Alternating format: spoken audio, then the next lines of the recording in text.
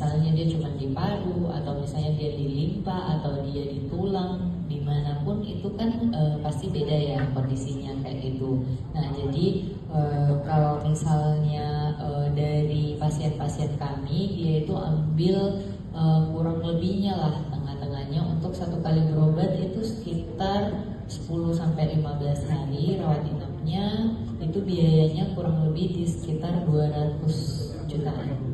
关于这个费用的问题，其实大家不要太担心，跟这边的费用都差不多。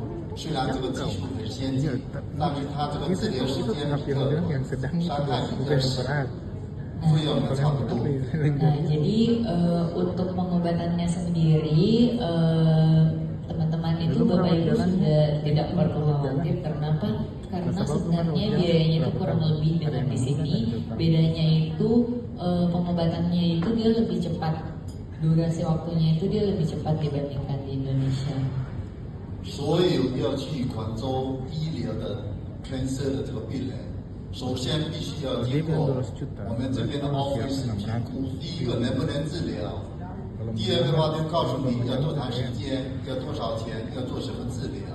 我们在这边 office 为什么干啦，你就会知道，我们会跟广州的医生面对面的这个咨询，我们会为他做一个拍摄。 Nah, jadi semua pasien yang mau ke Guangzhou itu nanti bisa lewat kantor perwakilan Makassar dulu. Kenapa? Karena kita harus konsultasi dulu dengan dokternya, apakah ini masih bisa ditangani di Guangzhou atau tidak. Nah, terus setelah itu pengobatan apa, biayanya, kayak gimana itu harus setidaknya ada gambaran dari pasiennya untuk tahu kalau misalnya ke Guangzhou itu harus gimana. 那么的话，如果能够接受治疗的话，一般呢医生都会看到效果。 Nah, jadi kalau misalnya pasiennya itu setuju untuk pergi ke Guangzhou berobat, itu biasanya dalam satu kali treatment itu bisa kelihatan bedanya. 当然的话，如果下次再去的话，第一个要解决这个钱的问题，第一个要问能不能治疗，这才是最关键的。也就是说，能治疗，说明它有基础；你如果不能治疗，那所以是能治疗是最关键的。 Jadi Bapak Ibu katanya itu lain kali kalau misalnya kita bertanya, yang paling harus ditanya dulu itu kaget nggak usah bahasa Cina ini, nggak usah bentar. Dorong kaget nggak usah pakai bahasa bertanya pakai bahasa Cina.